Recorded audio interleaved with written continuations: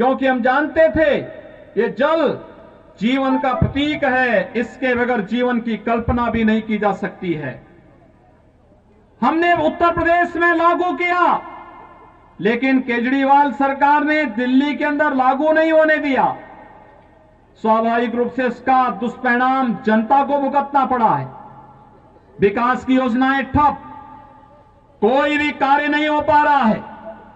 और यही कारण है कि आज दिल्ली राष्ट्रीय राजधानी का गौरव प्राप्त करने के लिए उसको एड़ी चोटी का जोर लगाने की आवश्यकता है कि जन आकांक्षाओं की पूर्ति के लिए कार्य करेंगे। ये जन आकांक्षाएं देश की आकांक्षाओं की पूर्ति का जो वर्षों से दबा हुआ था। लोग पहले क्या बोलते थे, कहते थे कश्मीर से धारा 370 कभी नहीं हटेगी। आज हट गई ना। चुनाव के पहले एक नारा लगता था ना कि मोदी है तो, और ये कश्मीर में संभव हो पाया ना। पहले कश्मीर में पत्थरबाज पत्थर फेंक करके पाकिस्तान का पैसा लेकर के भारत की संपत्ति को नुकसान पहुंचा करके उन्हें क्षतिग्रस्त करते थे, और कांग्रेस और केजरीवाल जैसे लोग उन पत्थरबाजों का समर्थन करते थे।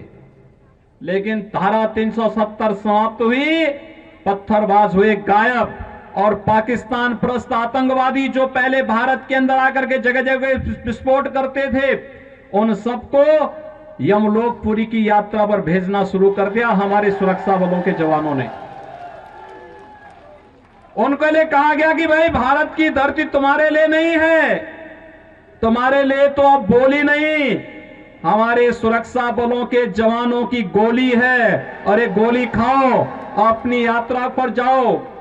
कांग्रेस और केजरीवाल इन उपद्रवियों को क्या खिलाते थे? बिरयानी। और हम क्या खिला रहे हैं? गोली। भाइयों बहनों, यही अंतर है।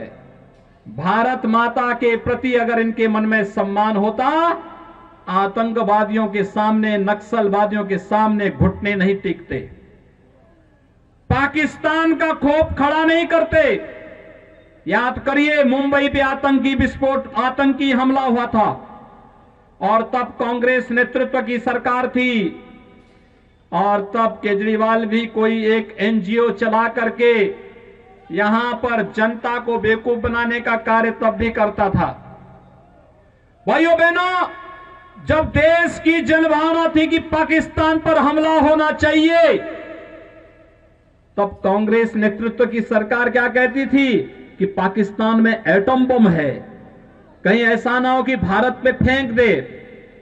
लेकिन इस बार आपने देखा होगा, फरवरी माह में जब पुलवामा में हमला होता है, तो मोदी जी ने अगले दिन ही कहा, उन्होंने कहा था, भाइयों बहनों, यही फरवरी का महीना था, और तब एक वर्ष पहले प्रधानमंत्री मोदी जी ने कहा था कि ये देश की सेना तय करेगी, मूर्ति भी तय करेगी, स्थान भी तय करेगी, और पाकिस्तान ने जो किया है उसको उसकी सजा अवश्य दी जाएगी, और पाकिस्तान के अंदर एयर स्ट्राइक होता है। इमरान खान दुनिया के अंदर आपने देखा होगा, जान की भीख मांगते हुए घूमता हुआ फिर रहा था, और उस समय इमरान खान ने कह रहा था कि भारत हमला कर देगा।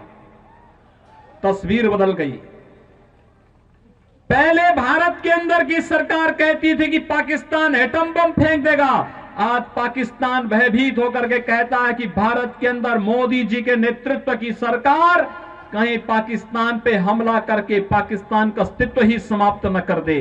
भारत के दुश्मन, पाकिस्तान की भाषा बोलने वाले लोग आज जगह जगह धरना प्रदर्शन करके भारत की व्यवस्था को जैसे अव्यवस्था पैदा करने का कार्य कर रहे हैं।